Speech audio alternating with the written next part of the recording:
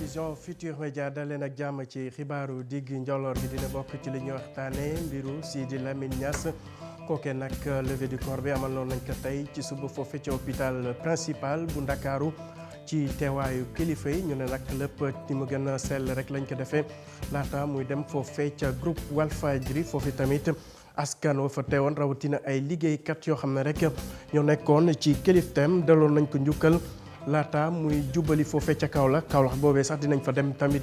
fekki suñu ndaw mi ñu fa toogal rek ngir ñu mën a taataan xibaar yi fa jot a ruus laata ñu koy rob dinañ ñëwaat fii ci Ndakaaru wax ci li nga xamante ne mooy élection présidentielle yi loole nag fësal nañ xibaar yi nga xam ne képp koo bëgg rek déposer sa candidature boo duggee ci site bu conseil constitutionnel di nga fa fekk xibaar yi nga xam ne rek dina la yitteel di nga tax tamit nga xam jumtuwaay yi nga xam ne rek di nga ko yittewoo ngir mën a amal sa candidature ni mu waree ñun sàkku itam ci citoyens yi nga xam ne ay doomu Sénégal la ñu daal ku ci bëgg am xibaar tamit boo duggee ci boobu le site di nga ci mën a am xibaar bu la yitteel anniversaire AIBD jamono ji nag ku ci nekk muy kilifa yi wala sax liggéeykat yi ak na nga koy màggal rek bu dee liggéeykat yi ñoom dañu sàkku ci kilifa yi ñu jàppale leen bu ko defee seen condition liggéey gën a mucc ay ba ñu mën a joxe li nga xam ne rek moo warook seen liggéey kilifa yi ñoom jamono ji ñu ngi rafetlu jéego yi nga xam ne rek def nañ ko ci at yu mu beek léegi ñu ne ndax foofee am nañu 2 millions ay nit yu fa jot a jaar ak ñetti téeméer ba tax na rek ñu ne aéroport bi fi ak ay at yu yees rek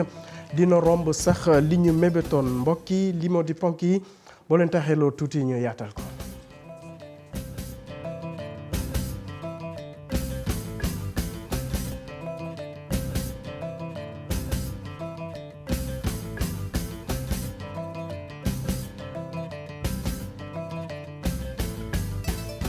mbokk yi asalaamaaleykum dal leen ak jàmm ci xibaaru diggi njoloor gi ñu doore ko ki nga xam ne rek mooy Sidi Lamine Niass tey nag lañ doon amal levée du corps bi foofu ca hôpital principal bu Ndakaaru ci teewaayu kilifa yi ñu ne nag daanaka discours moom bëri fa woon dañ ko def rek ni mu gën a simple bu ko defee rek ñu jébbal ko boroomam laata nag muy yegg foofu tamit ñi amaloon nañ ci rek li nga xamante ne ay ñaan la delloo tamit njukkal ki nga xam ne rek moo jiite woon groupe Walfadjri Fatou Bintou Konté teewoon na fa.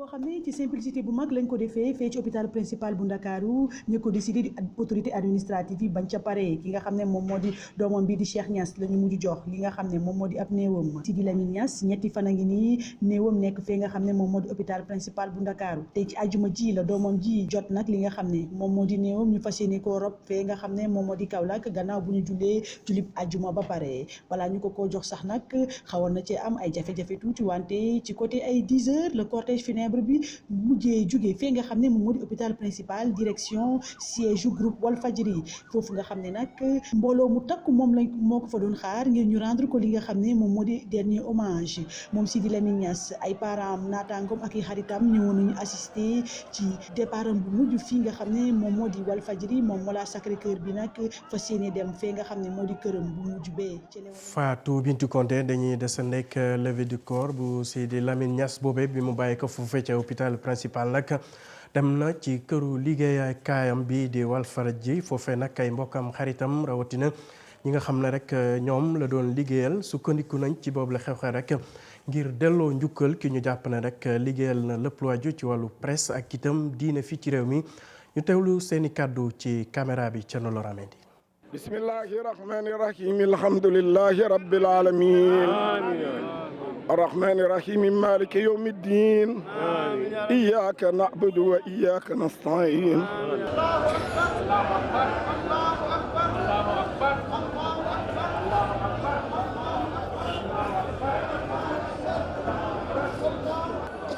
dañuy wax ni rek alhamdulillahi rabbil alamin li ñuy ñaan rek mooy yàlla na ko yàlla xaare àjjana ci barke Muhammad sallam yàlla na ko yàlla maamam teeru ci barke Seydina Muhammad sallam di wax ni rek la jeune génération ñu jëm a perpétuer li nga xam ni moom la doon def. xanaa xol bu fees waaye aussi xol bu féex ndax c'est la délivrance ndax mardi ba léegi kenn nelawu kenn tëddul waaye nag yàlla defal na yëpp jàmbaar dem na l'immortel dem na. yàlla na ko àjjana firdawsi yàlla na ko yàlla ubbil buntu firdawsi yi li mu fi liggéey nag yàlla na jariñ Sénégal yëpp liggéey na ko ci umma bi liggéey ko Sénégal liggéey ko ci monde entier ñu ngi jaale ñëpp ci daraja Muhammad sallallahu alayhi wa sallam yàlla na ko yàlla ubbil buntu àjjana mu tànn fu ko neex. Sidi dafa doonoon koo xam ne kii ku baax la kenn gënu ko xabaar boo bëgg a xam ko te muy dëgg waxuma la dara mais bu fajar jotee rek waaraate yu may déglu ci moom ba sama rajo du ma tàggoog moom benn yoon. lii rek jar na sant yàlla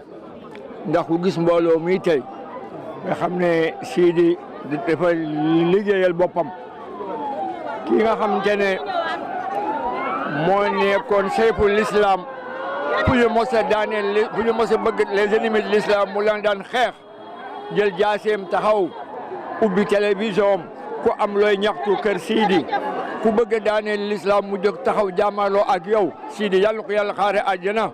yàlla na yàlla xaare ko àjjana kontaan nañu ci moom tabarakallah. jërëjëf lañ koy wax tey du ma jooy jërëjëf Sidi Lamine jërëjëf sama ustaas la woon du ma ko fay dara fajar bu jot moom laay déglu bu Makka jotee taxawaay Arafat jëmm jee des fi waaye ruuba dem na ca Makka mu mel maa nga ca Makka jërëjëf. maa ngi ñaan buur yàlla sopp gi ma soppee Muhammadu Rasulullah sallallahu alayhi wa sallam yi ma gis Sidi Lamine bëggal ko sama bopp mosuma taxaw ak moom nii ma jàkkaarloog yow nii waaye fu mu toll maa ngi sama xol di ko ñaanal. Nous avons perdu un combattant de l'islam Sidi mi génn nii saabatu rasul la sunu saaba moo daanu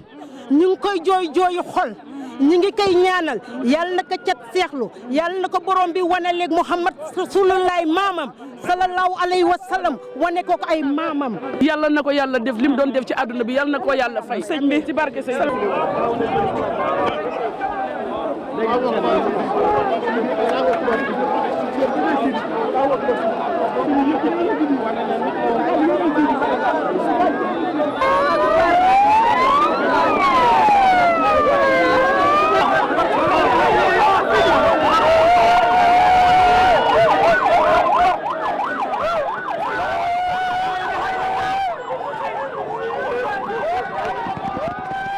mu nekkoon xarit soppey mbokk foofee ca groupe Walfadjri laata cortège bi nag jubali foofee ca diwaanu Kaolack googee sax la ñuy dem wutali rek fekki fa suñu ndaw bi ñu fa toogal di Ibrahima Diamé ngir taataan rek xibaar yi nga xam ne moo fa jot a bàyyeekoo Ibrahima gannaaw bu ñu la nuyoo ana lan la ñu mën a jàpp ci xew-xew bi foofu ca diwaanu Saloum. fi mu toll nii nag li ñu mën a jàpp mooy que ne en tout cas ñëpp a ngi toog di xaar lii di néew kii di El Hadj Sidi Lamine Niass kii di grande mosquée bu Léona Niassène surtout ci mausolée bi nga xamante ne moom mooy mausolée El Hadj Ibrahima Niass doonoon xalif kon bu Léona Niassène dëddu àdduna ni ki daaw donc li ñu mën a jàpp mooy que ne en tout cas defar nañ devanture mausolée bi def nañ fi benn turbine boo xamante ne installé nañ lépp loo xamante ne moom lañ fi war a def pour rek jébal kii di Sidi Lamine Niass boromam fi mu toll nii nag mën nañ jàpp ne mbooloo mi bëri waay boo xamante ne voilà kenn mënu ko natt muy ci esplanade mosquée bi muy ci alentouru mosquée bi fépp lépp loo fiy gis rek ay doomu aadama lañu yu jógee donc fépp ci alentour Kaolack muy ci biir Kaolack muy ci yeneen village yi donc mbooloo mu bëri moo fi teew rek pour fekkee li nga xamante ne moo di rëbbu Sidi Lamine Niass si nga xamante ne moom mooy wetu magam di El Hadj Ibrahima Niass donc nekkoon xalif bu Léona Niassène donc mën nañ jàpp ne tamit kaaraange gi jël nañ ko ba mu mat sëkk ndax li ñu gis ci ay takk der am na solo lool fépp foo gis rek takk der yaa ngi fa taxaw def ay barrière muy ci côté penku mosquée bi muy côté beneen côté ba booy dugg ay barrière lañ fa def ba mu fees dell parce que loolu nag dañ ko yàgg a préparé depuis tey ci suba biñ fi ñëwee nit ñi bëriwuñu woon noonu mais au fur et à mesure rek ñuy bëri donc gis nañ ne daal mbooloo mu tëkku yegg si nañ ñuy xaar rek lii di néew Sidi Lamine Niass xam naa ne nag Ibou yàggatul dara mu yegg si ndax depuis sànq lañ wax ne toll nañ Mbour te boobu ba léegi bu ñu ko waxee def na fanweeri simili donc jàpp nañ ne ak ni ñu ko gisee tamit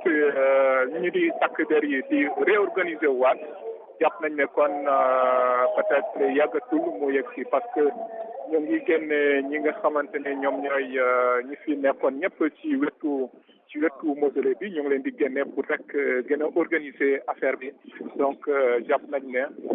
ni Sidi Lamine Niass dinañ ko rek rob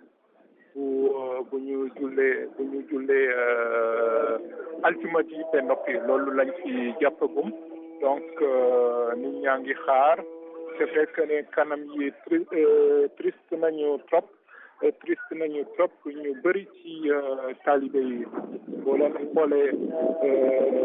nga xam ne vraiment am nañ lu leen metti donc Ibou loolu lañ fi mën a jàppagum jàpp nañ ne daal peut-être fi la kay simili néew bi en tout cas corbillard bi war a andi néew Sidi Lamine Niass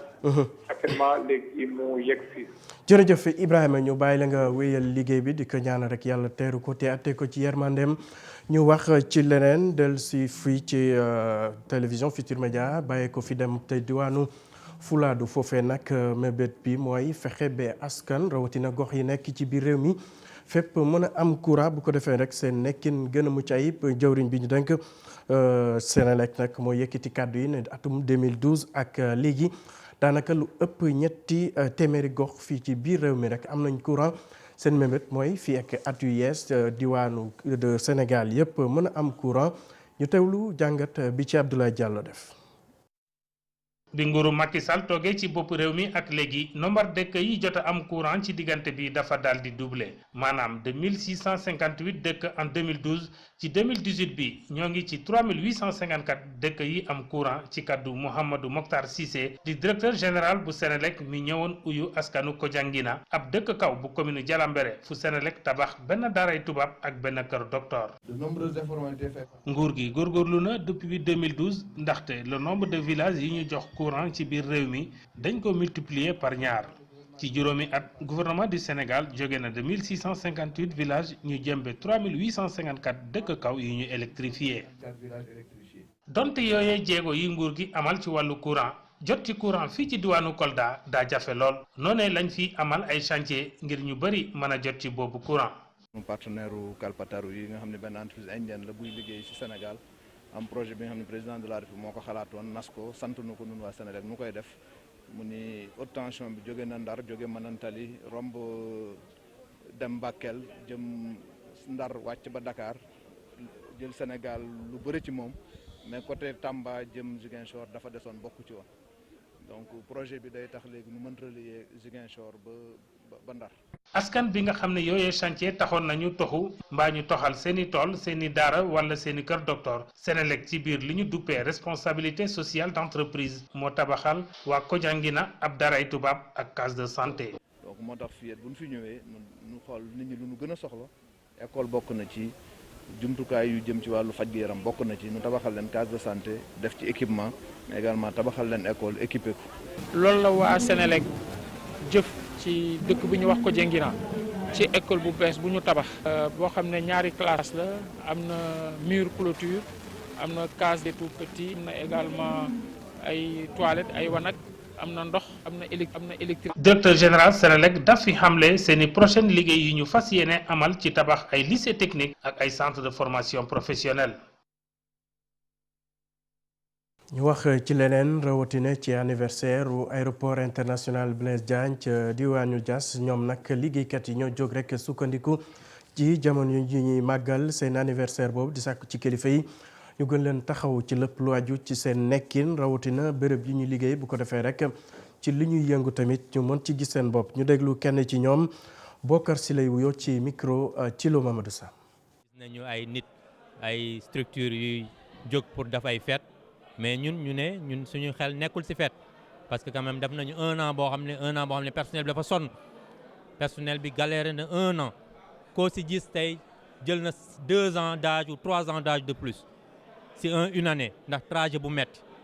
ndax manque de sommeil parce que yaa ngi jóge sa kër 2 heures avant la montée di ñibbi sa kër 2 heures après la montée donc les gens sont fatigués ñuy ñaan yàlla tey quand même autorités yi ñu xalaat loolu ne metti na tey mënuñu comprendre autorités yi jël ay centaines de milliards tabax benn infrastructure muy aéroport AIBD mais boo tabaxee ay matériel ay bâtiment à coût de centaines de milliards war nga xalaat ressources humaines bi ci wàllum logement bi dañoo yaakaar ne foo dem si àdduna tey ñun Afrique war nañ dépasser loolu tey boo demee dëkk tubaab bi mais dëkk tubaab bi bu ñuy def ay transferts ils pensent aux ressources humaines dañuy xalaat ressources humaines dem créer ay cités foofu dem créer hôpitaux dem créer école mais sur benn diamètre de presque 20 kilomètres doo ji sax kër mais xam nga loolu rafetul tamit nit yi nañuy xalaat tuuti nañu xalaat personnel bi. ñu desandik waa AIBD bu liggéeykat yi sax dañu jàppale leen kilifa yi moom dañuy rafetlu jéego yi nga xam ne rek aéroport bi amal na ko rawatina ci wàllu yëngu-yëngu ñu ne ba mu beeg léegi daanaka lu toll ci 2 millions passagers ak ñetti téeméer jot nañ fi jaar li ñu bëgg rek mooy def kem kattan ba at yi di ñëw ñu yokk ko bu baax a baax Mame Birame Diouf ci tënk. ci ab financement bu toll ci 575 millions euros aéroport bu Diass nag ñu defar ko lépp ngir kon méngoog aéroport yi gën a mag ci àdduna si lépp nag kaaraange gi it doon luy mat sëkk concession bi nga xam ne nag am na ci 2500 hectares ak benn piste bu toll ci 3500 mètres ci guddaay direction générale bu LAS nag di xamle ni bég na lool ci liggéey gi mu def attaque léegi gannaaw lancement bi. ci ndorteelu weeru novembre jot nañu ci ANACIM ab certificat d'exploitant aéroport mu doon ab document gu am solo buy wane rek yorin gu baax nga xam ne nii noonu la ñu yoree AIBD doon document goo xam ne nag fii ci Afrique 27% rek ci aéroport yi ñoo ko am. roppalaan yi fi agsi ak di dem moo xam it nit nga xam ne nii dinañuy jël avion yooyu di tukki. yokkute gi ci am doon lu dalal xel responsable li mag AIBD suma. ci ñaar fukki fan ci weeru novembre xayma bi ñu def ci at bi am nañu lu toll ci 2,159,000 passagers bëgg nañu jeexat at bi nag ci 2,350,000 ci ay passagers. ñëwoon yaakaar nañ ne suy trafic bi di yokku 4% at mu ne dina baax mais fu mu nekk nii rek. ci at bu njëkk bi ñu ngi ci 9% kon nag li ñu yaakaaroon sax dañ ko doubler ba tax na lépp li nga xam ne leboon nañ ko ci xaalis dugal ko ci aéroport bi incha allahu rabi 2024 dinañ ko mën a rembourser totalement. yaatal aérogare bi loolee bokk ci li ñu bëgg ci ñàngat yi nga xam sax ñu ngi koy amal jamono ji bàyyi ko xel yokk aérogare bi doon na it seen bëbët ndax it gis nañ ne passagers yi ñëw ñu ngi yokku te kon war nañu ko amal. ñi tukki di jaar fii ci 77% ci ñoom kontaan nañu ci liggéey bi ñu fi amal daanaka daal 9% rek lañ gis ne am na lu ñuy laaj ngir ñu yokk ci liggéey bi. aéroport international bu Diass ak concession bi nga xam ne nag ci diiru 25 la am lu bëri loo xam ni kon liggéey la gu ñuy xaar ci yokk rek mbir yi comme bi nga xam it réew mi war na ko ci yëkk loolee doon rek luy mat ci yorin gu mucc ayib. ñu wax ci leneen rawatina lépp lu aju ci élection yu 2019 te ñu koy waajal fan yi loole nag conseil constitutionnel sukkandiku na ci li ne mel moom mee nga xam ne rek moo war a nangu bépp candidat yi fas yéene rek bokk ci yooyu la jongante ñu ne ubbeel nañ leen ab site internet loole nag liñ ci jublu mooy képp koo xam ne rek yaa ngi fay dem nga mën a xam jumtuwaay wala sax anam yi nga xam ne noonu ngay déposer sa candidature. bëgg nañ tamit képp kuy doomu réew mi nga am information nga xam ne rek dafa aju ci lépp lu doo xam ne rek noonu la ñuy déposer candidature Mame Birame Diouf jàngat. ci ab diagramme bu doon ay bande nag le conseil constitutionnel ci sitam kon fësale ni ñu war a jaaree rek ba ni ñuy xamee ña ñooy candidat yi bokk ci élection présidentielle atum 2019 ci phase bu njëkk bi sax ñu amal couleur gris kii di mandataire bi nag war a kon jox rek greffe au conseil constitutionnel. turu parti entité indépendante mbala sax coalition nga xam ne ni moom lay ñëw di amal dépôt dossier am loolee nag ñu koy amal laata dépôt déclaration de candidature yi nga xam ne ni ci fukk fan ak benn ci weeru décembre la war a door ñu war kaa jeexal ci ñaar fukk fan ak juróom-benn ci weeru décembre lépp ngir kon sukkandiku ci article 29 bu constitution bi. ci période bi sax ñuy saytu kon dossier candidature yi waaye lépp loo xam ni ñeel na liste parrainage bi fukk fan ak ñaar ci weeru janvier nag lu mu gën a sori mandataire bi moom nag kon dinañ ko xamal rek dossier ya nga xam ne ni moo valide mbala sax ñàkk valide kon bu jëm rek ci conseil constitutionnel la nga xam ne ni mun na kaa dàq ci diggante bi lépp nag ngir sukkandiku ci article L 121 alinéa 1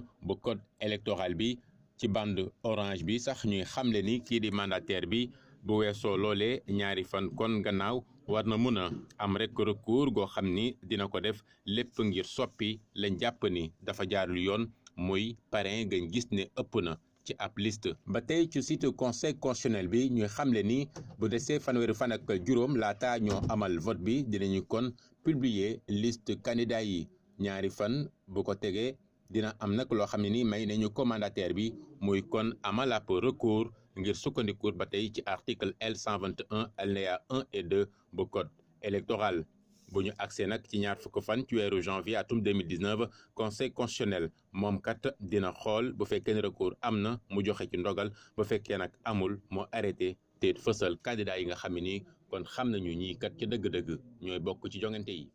Mame Birame Diouf ñu desandek mbiru présidentiel yu atum 2019 foofee nag ca diwaanu banlieue bi mu mel ni daal yëngu-yëngu kii di Arouna Dia am na ñoo xam ne rek neexu leen ci biir APR ndax ne dañu gis jamono ji mu ngi amal ay yëngu-yëngu foofee ca diwaan bi rawatina ca Djiddah Thiaroye Kaw ak ca Bagdad ba tax rek ñuy njorte ne rek dafa am lu tax mu jóg ba tax Salif Sow def ci am njàngat andi ceek Asmalik Diop. diwaanu Djiddah Thiaroye Kaw militant Macky Sall yile dañoo mer ba fut looloo waral ba ki nga xamante ni président moo ko yebal ci seen gox ngir mu ñëw xool si leen wax nañ ko ñoom liy futt seen xol ki nga xamante ni moom mooy responsable parti bi ci gox bii ñu nekkee moom mooy wax jafe-jafe yi leen tax a mer. ñun dañuy nekk ci benn accès boo xam ne bi dañu yaakaar ne lépp ñu juboo ñu defar yeneen couleur yi duñu musa nangu lool te nit ñi nag mënu la nekk ci naaj bi yow nga nekk fële ñu soxla xaalis parti bi nga koy paasoo loolu duñ ko musal donc man mii maa ko wax na sama bopp ànduma ci tey ànduma ci léegi. Arouna nañu dimbali jigéen ñi Arouna nañu dimbali xale yi nañu dimbali. conseil spécial bu Macky Sall bi le nee na xabaar bi dina ko jàllale jottali ko président teewut leeral na leen ne nag du ñëpp mën a am nomination ba léegi ba muy wax ak gaaw mi xamal ne leen ne ñoom dañoo war a bàyyi xuloo bee xeex bi booloo jéem a fexe ba seen mbër jël ndam li ci ngoonu 24 février. j'ai accepté j'ai saisi. bi ma ñëwee ci gox bi taataan naa seeni njàmbat surtout si ñi nga xamante ne noonu la ñu yoree parti bi fii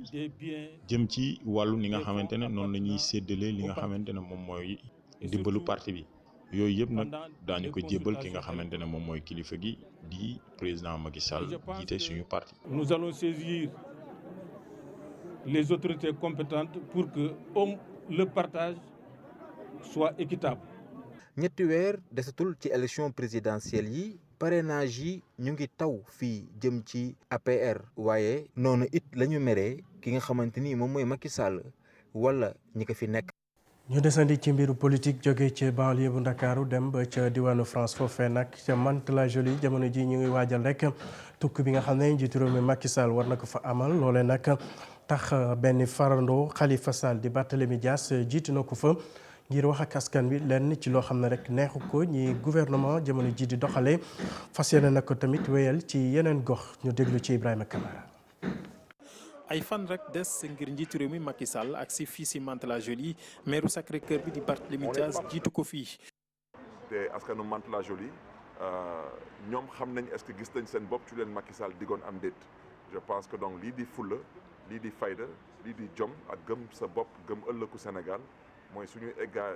eggee ci élection yi mooy ñu mën a woote ngir ëllëgu Sénégal woote ngir seen doom yi wala tamit ngir démocratie bu ci tegu tamit indi leen tamit nuyoo Khalifa Sall. sa marché bu Mantes-la-Jolie ñu nemmee ko fii ab agence consulaire bu Sénégal Barthélémy Dias di si àddu. wax dëgg yàlla gàcce lañ fi am parce que lu mel ni consulat wala ñu koy woowee agence consulaire ñu ñëw ci benn bërëb bu nga xam ne ni nit amu fi. fii daanaka centre commercial la ñu jël benn ruq wut ci benn magasin ñëw ubbi magasin bi tuddee ko agence consulaire te magasin bi lu ko wër yëpp ay mbalit la kooku daanaka mooy wone gis-gis bu président Macky Sall am ci askanu Sénégal mooy daanaka pour moom askanu Sénégal tekki wu ñu dara pour moom Sénégal image du Sénégal amul solo. agence consulaire boobu beneen bëbët moo ko tax a jóg si gis-gisu Barthélémy Dias. centre commercial bi fu ñu wut magasin bu ubbi fii agence consulaire loolu day wone ni que élection yi am na lu ñu namm ñoom mooy jalgati élection yi parce que ku ñëw ba dugg ci benn ruq bu mel nii daanaka bii moom ruq bi mun naa ko wéyee ruqu kañe donc ku ñëw ba dugg ci ruq bu mel nii ne da ngay wut benn agence consulaire daanaka yaa ngi dox leneen ginnaaw jàmm yaa ngi dox leneen ginnaaw démocratie. ay saafonte ak i waxtaan ak sénégalais yi fi yeewoo waaye tamit ay nemmeeku si këru sénégalais yooyee ngir weccoo ak ñoom si lii ñooñu Khalifa Sall yi bëgg ñeel élection présidentielle yi ñu dëgmal. Ibrahima Camara ñu wax ci xeetu koom-koom ak benn xeetu lëkkaloo boo xam ne rek dox na ci diggante soxna yi nga xam ne ñoo nekk foofee ca Diourbel ak bu waa Malicounda bu fekkente ne rek soxna yi Malicounda. dañuy yëkkati ci leen li bàyyi ko ci géej gi jébal leen ko waa Diourbel ñoom dañuy yëkkati rek ci li bàyyi ko ci li ñu bay joxe bu ko defee rek kenn ku nekk mën a liggéey ci weneen fan ñu gis ne mën na jàppale soxna yooyu ñu am ci lu ñu jàppale yenn si jafe-jafe yi ñu mën ko fàtte Abdourahmane Diallo àndoon ci ak Mamadou Gueye. ay soxna yu jógee Diourbel ngir dajeek soxna yu dëkkee Malicounda li ñuy waxtaane mooy nan la ñuy def ba jigéen ñi am ci lu ñu jàpp. lu ñuy def mooy dañuy yëngu rek ci développement luy développer femmes yi regrouper femmes yi wut suñuy astuce yoo xam ne dañuy bàyyi banques yi parce que dañu gisoon ne femmes yi dañ doon dem ci banques yi rek ñu leen di lebal di leen utiliser ñu ne pourquoi pas mënuñu wut ay astuce. soxna yi dëkkee Malicounda nag di rafetlu lëkkaloo bi nga xam ne am na ak waa Diourbel. relation yooyu rek dafa am solo waxatuma nag jigéen yi organisation bi ak formation yi mu ñu defal fu ñu nekk ñu ngi ci liggéey di ci am ay résultats. soxna yi jógee Diourbel ak Malicounda ñoom ñëpp nag kii di meeru Malicounda bi moo leen di financé. ku nekk xam na ne jigéen yi nekk Malicounda ñu nekk ci Petite Côte bi liggéey jën moo na gën a nekk seen activité ku nekk xam na ne jën waa Diourbel soxla nañ ko ma ne nag réseau des femmes de Diourbel balaa ngeen dem di jënd ay jën ci baana baana dama leen a bëgg a boole ak jigéenu Malicounda yi nga xam ne li may liggéey ak yéen lay liggéey ak ñoom pour que véritablement bu ngeen soxlaatee jën ngeen bañ ko jënd ci revendeur yi mais ngeen ñëw ci ñoom directement ñu jaay leen ko ñoom tamit jigéenu Malicounda yi ku nekk xam ne ne ñoo ngi yëngatu ci transformation muy céréales yi muy graines yi muy lépp te ku nekk xam ne ne Diourbel dëkku bay la. ñaari groupement yi nag buñ ko xaymaa toll nañu ci juróom-ñeenti junne soxna meeru Malicounda sax di xamle ni dinañu taxawal ñetti usines yi nga xam ne saabu lay defar loolu rek ngir ñenn ci soxna yi mu am tamit ci lu ñu jàpp. man ñu wax ci wàllu tàggateeram ak marathon Eiffage ñu koy amal at bu nekk fii ci Sénégal atum ren ji nag ñu koy amal fas nañu yéen rek gën a yokk seen loxo bu ko defee yenn ci athlètes yu doon bàyyeekoo bitim réew ñu mën a ñëw teew ndaje bi ñu ngi sàkku tamit ci ñëpp ñi nga xam ne ñooy yëngu ci wàllu sport ñu dugal ci seen loxo bu ko defee rek xew-xew boobu gën a am place ci lépp luy aju ci activité sport fii ci suñu réew Cheikh Sadibou Diarra teewoon na ci ndaje bi ànd ci ak Amadou Ba. ginnaaw ñetti at yi mu amul marathon Eiffage bu Dakar dina am ci weeru avril 2019 parcours ñaareelu édition bi ñu war ko daw ci place de la nation xamle nañ ko. On a essayé de faire un parcours qui soit agréable pour les coureurs. dañoo defar ab parcours bu neex ngir ñi nar a daw ba noppi wane rafetaayu ndakaaru ci corniche yi ba ci Almadies lay amee dinañ jaar nag ci momel bi tamit sunu yéene mooy fexe bañ a bloqué circulation bi nit ñi mën a génn seetaan ñetti course yi muy ci 10 kilomètres bi semi marathon bi ak marathon bi yépp ci place de l'Obélisque nekk léegi place de la nation lay amee ba supp 14 avril 2019. se feront le 14 avril 2019. Fédération sénégalaise bu athlétisme bokk ci organisation bi am gis-gis bu rafet ci xew-xew bi. Jeux olympiques yi lañ jëm 2022 Sénégal war na tàmm ak population sénégalaise bi war nañu am culture sportive maanaam tàmm organisation yu mag nga xam ne yeneen réew yi dañ ciy ñëw di ci participer donc suñ ko tàmmee bés bu ñuy egg ci 2022 dara duñu ci jaaxal ci organisation bi population bi aussi dinañ xam dayo bi fan la toll. ba tax ñi accueillir nit ñi génn ñoom ñëpp ku ci nekk participer ci ba vraiment mu nekk événement bu mag donc marathon de Eiffage bi aussi loolu lay ñëw gën a renforcer jokkoo bi am diggante fédération sénégalaise d'athlétisme ak Eiffage. mbébét yu marathon bu 14 avril 2019 mooy wane xarañte yenn dawkat yi ak jaay destination Sénégal touriste yi. Cheikh Sadibou Diarra ñu yegg si ci li ci yenn kaay yi ànd ceeg Mamadou Mohamed Ndiaye. jërë ngeen jëf borom diineeg jamono mi jóge jamono ji leer na ne ca Léona Niassène la ñu koy denc l'observateur moo xëy xibaar bi ci xëtamu njëkk ubbil yéenekaay bi Sidi Lamine Niass tey ci ngoon ca la ñu koy rob ca Léona Niassène mu dem noppalu ji ca wetu way juram bu ñu jullee tisbaar ba noppi ca la ñu koy jullee denc ko ca Léona Niassène oustaz Adi Niass bu Walfadjri moo ko xamle moom it journal bi nee nañu dox na ci lu bare bari moo sol aw dàllam dugg ci njaboot gi kenn ku nekk mu dem ca yow wax ak yow Cheikh Niass di doomi Sidi Lamine Niass gi taxawoon ne bàyyam kenn du ko suul ca Kaolack ca Yoff la ñu koy suul Cheikh Niass moomee mujj naa dellu gannaaw teggi na tànkam fa mu ko tegoon nangu na léegi ñu suul baayam ca Kaolack loolee nag dëppoog bëgg-bëgg bu xalifa bu Medina Baye ak bu xalifa bu Léona Niassène journal bi teg ci di ñu leeralal li waral ba Cheikh Niass yàbbi li mu ngànkoon La Tribune moom it sa xëy di ñu wax xalifa général des Niassène Cheikh Ahmed Tidiane Niass Oumayma fa mu jaar ba wàccee dënn yi jugoon ci mbir mi Sidi Lamine Niass ci xët mu njëkku la Sénégal journal bi nañu ca Léona Niassène fa la ñu ko fàkkal kërug dëggam njaboot gi ñoo jëfee li leen xalifa général des Niassène sant sa bari na it ñu ci dugal seen loxo dox ci wax ci ba jàmm dellu si ba ñu mën a denc Sidi Lamine Niass ci jàmm akuk dal ci ñooñee la Sénégal nañu ràññee nañu ci El Hadji Mansour Mbaye enquête dina kay nañu kàddu gu mujj gi Léona Niassène ko amee woon te wax na ko doomi Sidi Lamine Niass nangu nañu léegi ñu denc seen baay ca Léona Niassène kenn ca doom ya di Cheikh Niass ay kàddoom ci xët mu njëkk enquête dina kay mu naan ñu fa mënuñu woon a bàyyi suñu néewu baay mu yàgg ca morgue ba ci Vox Populi Cheikh Niass di fa tontu Ahmed Khalifa Niass nee na ko nañu ñu bàyyeeg suñu baay munoo suul sa baay bu nuppi di suul baayu jàmbur moom Ahmed Khalifa Niass mi bëgg a suul baayu jàmbur source a mi ngi laaj ndax procureur de la République dana ko wool am déet ndax Ahmed Khalifa Niass ci mbir yi wax na fi ñaar yoo xam ne bu ko yoon woolu woon it kenn dina waru ko woon a def ndax taxaw na ñëpp di ko dégg mu ne Sidi Lamine Niass dañu ko rey te moom xam nañu ko rey loolee procureur de la République war na ko caa woolu mu wax ko ana ñan ñoo ko rey nee na it duñu ko bàyyee noone danañu ko topp danañu fayu te ku ne xam na ne réew mi dañu fiy tere fajal sa bopp direct info nañu Ahmed Khalifa Niass groupe Walfadjri moo ko xañ jàmm Walfadjri gi fi Sidi Lamine Niass bàyyi moom la teg ay gëtam libération nañu démb tàngoon na jër ca morgue hôpital principal wàll wu ci nekk dangaa ñëw taxaw ne doo fa bàyyi néew Sidi Lamine Niass da nga koy yóbbaale ñu doon jàppanteeka saagante sandarma yi ñoo ci dugg mujj koo lijjanti ginnaaw bi ñu juboo ci kawi kàddu ci la ñu xam le ne néewub Sidi Lamine Niass dana jóge hôpital principal bu Ndakaaru tey jii ci suba ñu yóbbu ko ca Kaolack bu ñu jullee tisbaar ba noppi ci la ñu koy suul nañu suul coow loolee te suli coowal politique journal Le Quotidien mi ngi ñuy xamal ne njëkkante bi tàmbali na course bi door na ci présidentielle yi 2019 yi gaaña ñoo ngay njëkkante conseil constitutionnel Alaaji Malick Gakou ak Macky Sall nag ñoo ubbi bal bi ne ñoom ñaar ñëpp dem nañu ca conseil constitutionnel yóbbu fa turu coalition yi ñu fas yéene demee ci wotey président yi Macky Sall mooy doon candidat Benno Bokk Yaakaar Malick Gakou di doon candidat grande coalition espoir suqali